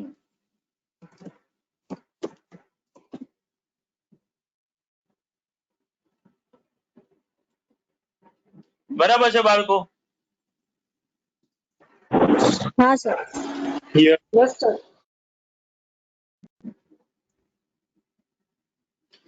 તો લખો તમારા ચોપડામાં પણ સૌથી પહેલા આ જ weighted average rate of borrowing, જેને કાઉન્ટ્સમાં બતાવી જ દેવાનું WARB. હવે આ WARB કઈ રીતે ગોતશો ભાઈ તમે? તો કે એના માટે લેવાનું ટોટલ ઇન્ટરેસ્ટ અને એ ડિવાઈડ જે છે એ થશે total loan amount multiply with 100 બરાબર. તો ઓબ્વિયસલી મારે શું કરવું પડે બાળકો? તો કે મારે સૌથી પહેલા તો ગણવું પડે મારું ટોટલ ઇન્ટરેસ્ટ જે છે એ કેટલું છે. તો જો હું ટોટલ ઇન્ટરેસ્ટ ગણું તો મારી પાસે બે લોન છે. એક 10% કોર્પોરેશન બેંક લોન છે. 100 લાખ રૂપિયાની લોન અને એને ગુણ્યા 10% કરું, આખા વર્ષ ની વાત છે બરાબર. તો એ કેટલા થાય? તો કે એ થાય 10 લાખ રૂપિયા બરાબર. પ્લસ 11.5% ની એસબીઆઈ લોન છે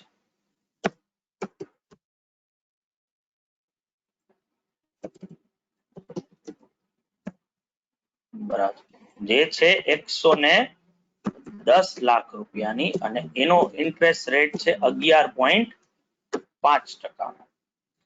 તો ઓબ્વિયસલી એની ઇન્ટરેસ્ટ કોસ્ટ આવશે 12.5 lakhs. ટોટલ ઇન્ટરેસ્ટ કેટલું થાય? તો કે ટોટલ ઇન્ટરેસ્ટ થાય 22.65 lakhs. એની સામે ટોટલ લોન અમાઉન્ટ, તો બીકોઝ ઓફ આખું વર્ષ આ લોન આઉટસ્ટેન્ડિંગ રહી છે એટલે સિમ્પલી લોન અમાઉન્ટ નું સમિંગ અપ જ થાય કે 10% કોર્પોરેશન બેંક લોન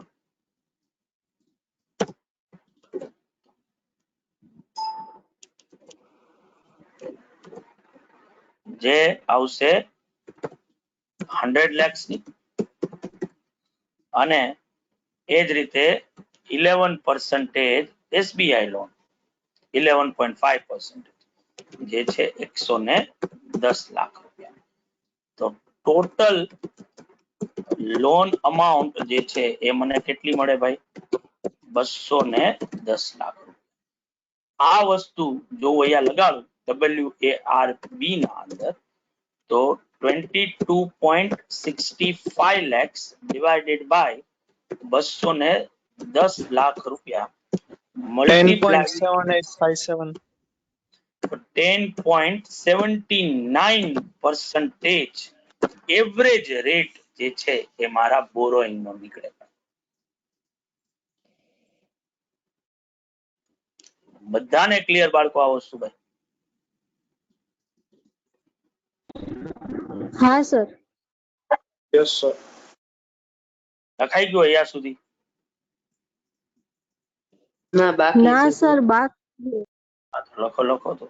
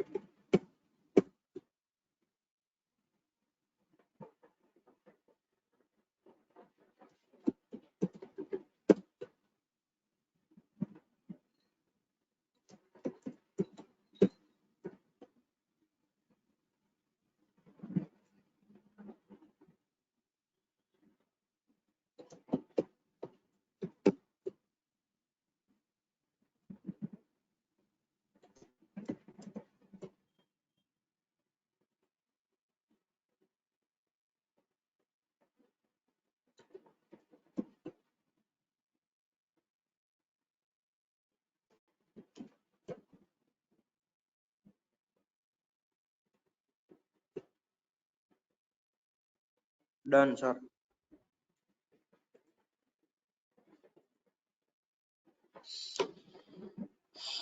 ઓકે, તો હવે આપણે આપણું સેકન્ડ સ્ટેપ કરવાનું આવે અને એ છે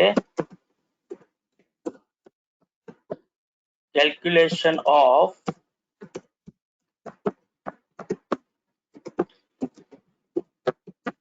amount to be capitalized.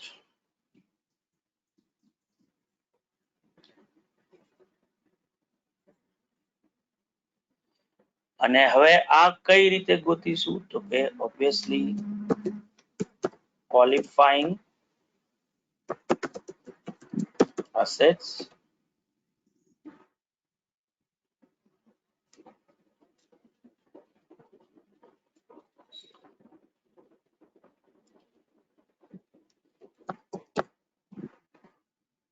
amount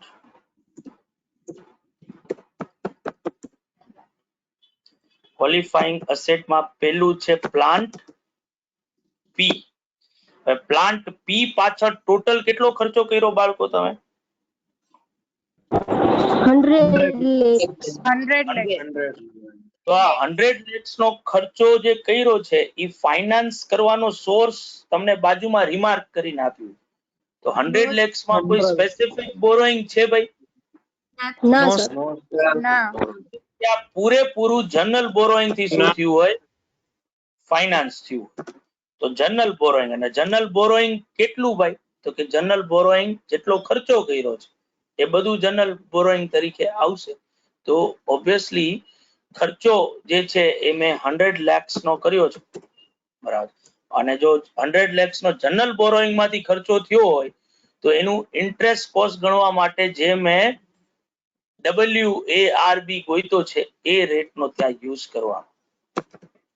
100 lakhs into 10.79%, બરાબર. અને આ આખા વર્ષનું થાય, કોઈ પિરિયડ નથી, એટલે 79 lakhs ના 79 lakhs થશે. અત્યારમાં ભાગી જશો તું તો એટલી બધી વાર લાગશે કેરીનો રસ કાઢતા? રસ કઢાઈ ગયો. ઓકે,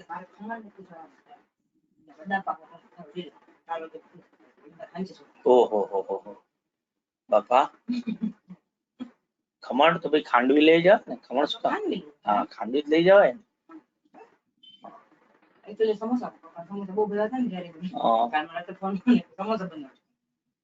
ઓકે,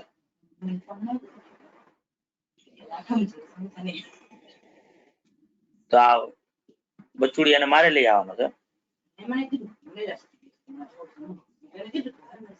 ઓકે, ભલે, હાલ આવજે, બાય બાય.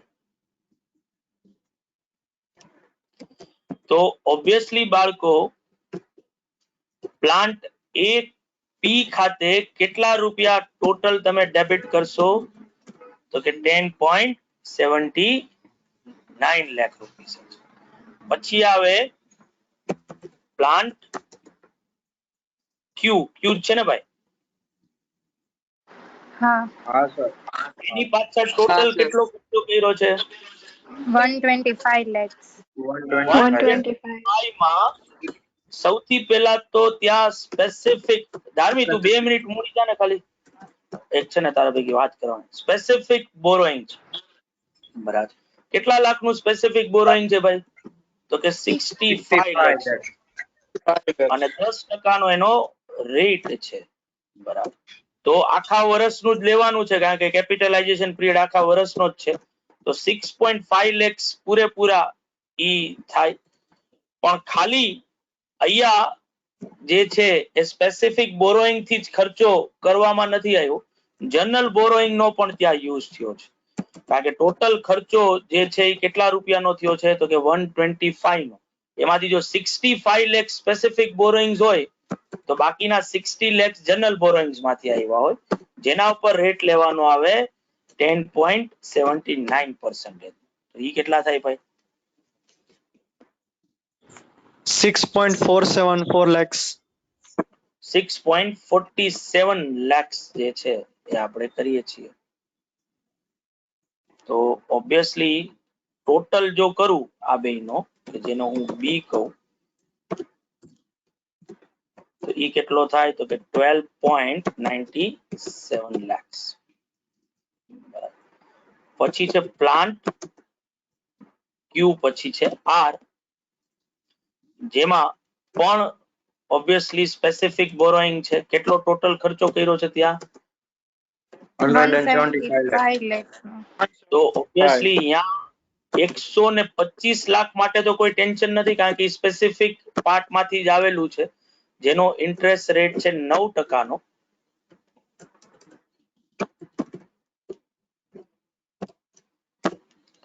એટલે 11.25 લાખ રૂપીસ જે છે એ થાય. અને ત્યાં બાકીના રૂપિયા જે છે 50 લાખ, કારણ કે 175 માંથી 125 લાખ તો આપણે સ્પેસિફિક બોરોઈંગ માંથી કર્યા, તો બાકીના 50 lakhs જે છે એ આપણા જનરલ બોરોઈંગ્સ માંથી ફાઇનાન્સ થયા હોય, જેના માટે કયો રેટ લેવાનો છે? 10.79%. તો એ કેટલો થાય તો કે એ થાય 5.39 lakhs રાખી. બરાબર. અને હવે જો આનો ટોટલ કરું, એનો હું સી કહું, ઈ કેટલો થાય ભાઈ? 16.64. બરાબર. તો amount to be capitalized A plus B plus C. તો આ ત્રણેય વસ્તુનો જો હું ટોટલ કરું ભાઈ, A, B અને C નો, કેટલો આવે? 40.4. 40.4. હવે ખાલી ને ખાલી તમારા રે, અહીંયા તમારો ક્વેશ્ચન પૂરો થઈ ગયો ભાઈ. તમે જે છે બરાબર છે એ કેટલા રૂપિયા ક્યાં ઓલા સાથે તમારે ઓલા કરવાના છે, ડેબિટ ક્યાં પ્લાન્ટ ખાતે કેટલા, ઈ તમે ગોતી લીધું. પણ માનો કે તમે જો ખાલી ટેલી કરો, બીકોઝ ઓફ લોન અમાઉન્ટ અને એક્સપેન્ડિચર અમાઉન્ટ સેમ હતી, તો એકચ્યુઅલ ઇન્ટરેસ્ટ તમે ઇન્કર્ડ કેટલું કર્યું હોય ભાઈ? તો કે એકચ્યુઅલ ઇન્ટરેસ્ટ તમે ઇન્કર્ડ કર્યું હોય, એક તો 10% ની બેંક લોન હતી, જેના ઉપર તમે કર્યું હોય 6.5 લાખ રૂપિયાનું. બરાબર. પછી હતું 9% ના ડિબેન્ચર્સ, જેના ઉપર કર્યું હોય 11.25 લાખ રૂપીસ નું. પછી 10% ની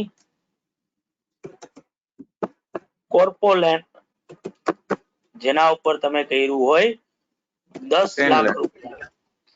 અને 11.5% ની તમારી પાસે એસબીઆઈ લોન હતી, જેના ઉપર તમે કર્યું છે 12.65 લાખ રૂપિયા. જો ટોટલ કરો ને તો ટોટલ ઇન્ટરેસ્ટ આવે 40.4. યુઝ્યુઅલ સેન્સમાં આ બધું ઇન્ટરેસ્ટ ક્યાં જાય? પીએનએલ માં જાય.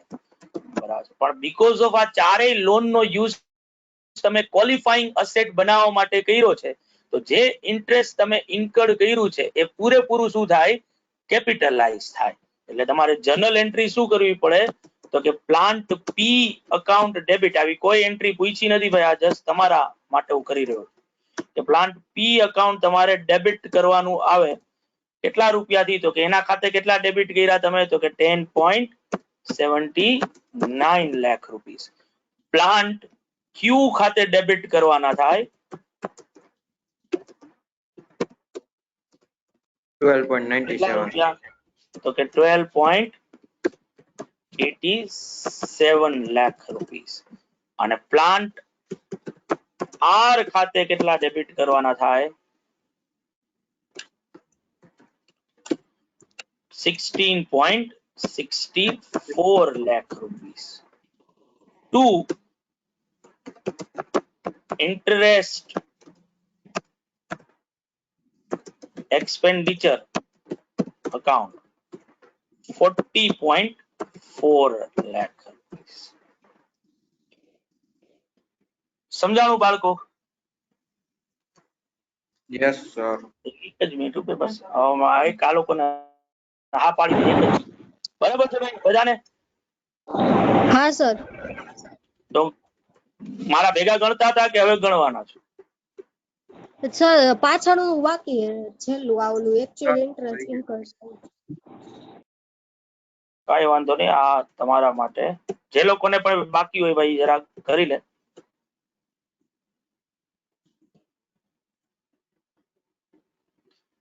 આ રાખું ને આ પાછું બોલી રહ્યું છું ભાઈ, આ જસ્ટ ખાલી ને ખાલી તમારા લોકો તમે સમજી શકો એના માટે આ કરેલું છે. આને તમારા આન્સર સાથે કોઈ એટલે કોઈ લેવા દેવા નથી ભાઈ. બરાબર ભાઈ? તમારો હા સર. આન્સર આ ટેબલ બનાવી નાખ્યું ને એટલે આ તમારો આન્સર શું થઈ ગયો ભાઈ? પૂરો.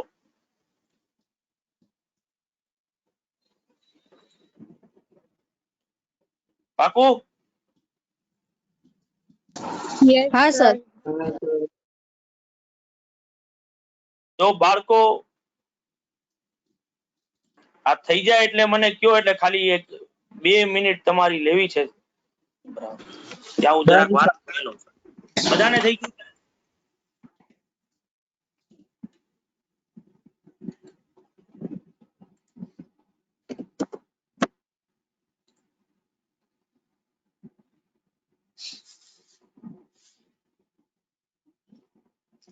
તો ખાલી 2 મિનિટ ઉભા રહેજો બાળકો.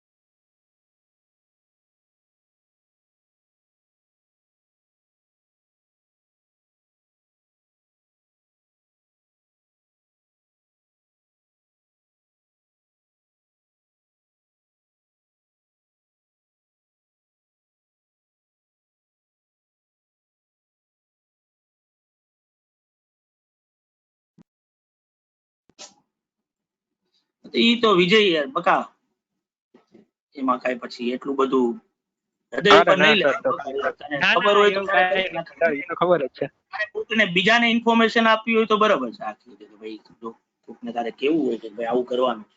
બાકી તો ઈ આપણને ઈ સામાન્ય લોજિક છે કે ઈ આપણે કરવું જોઈએ. બીજા કોઈને કહેવાનું હતું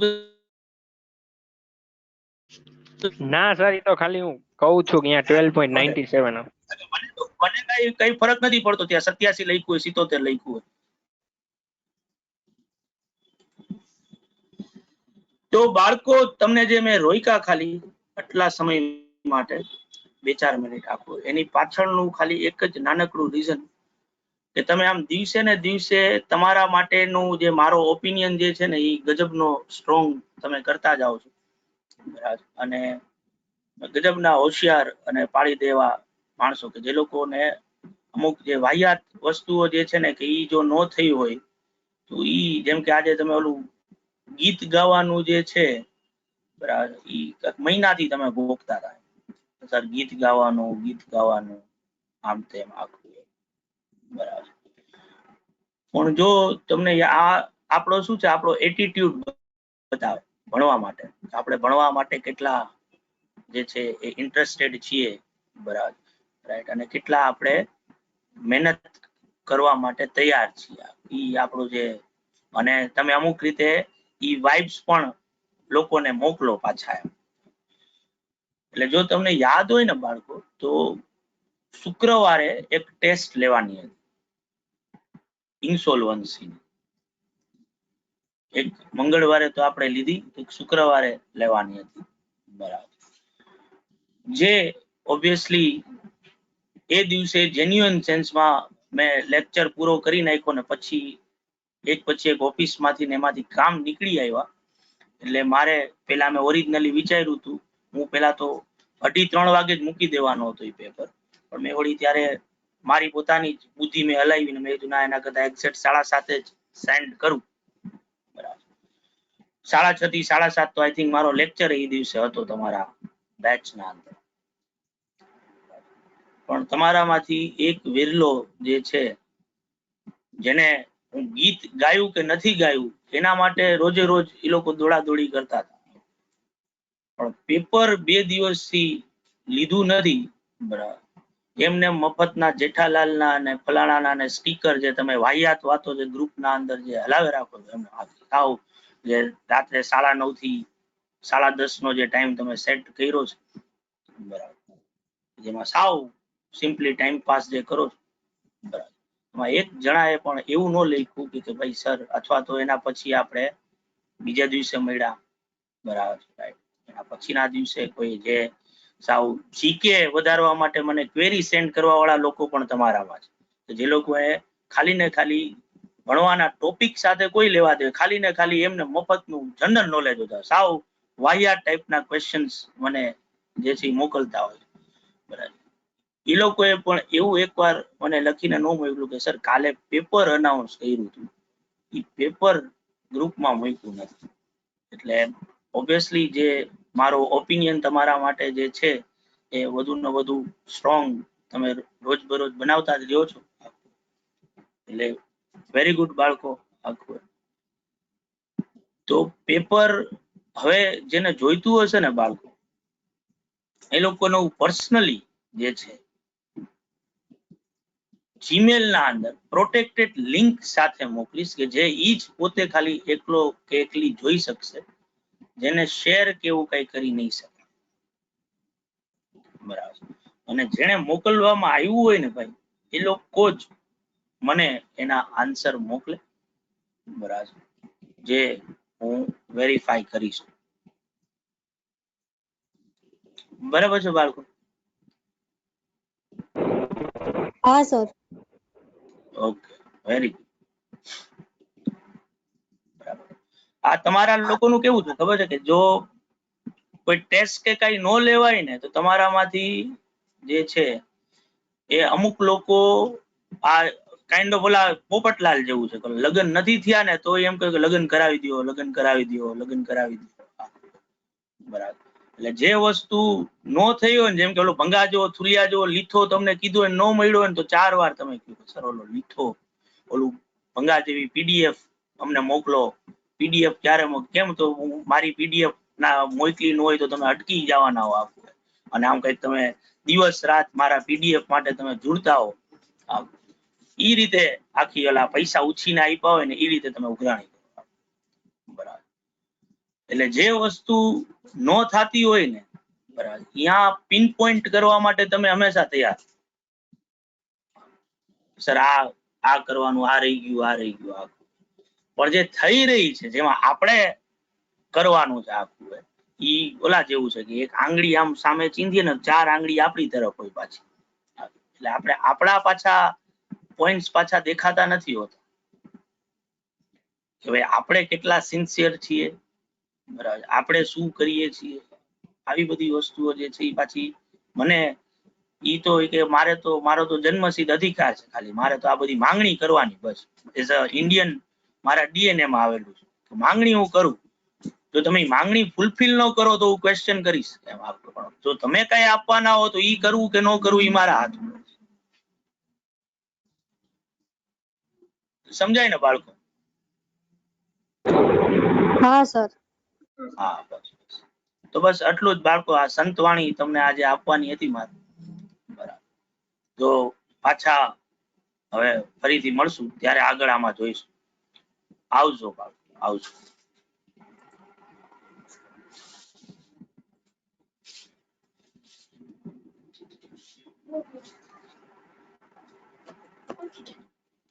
હા બચ્ચા. હાલો હાલો.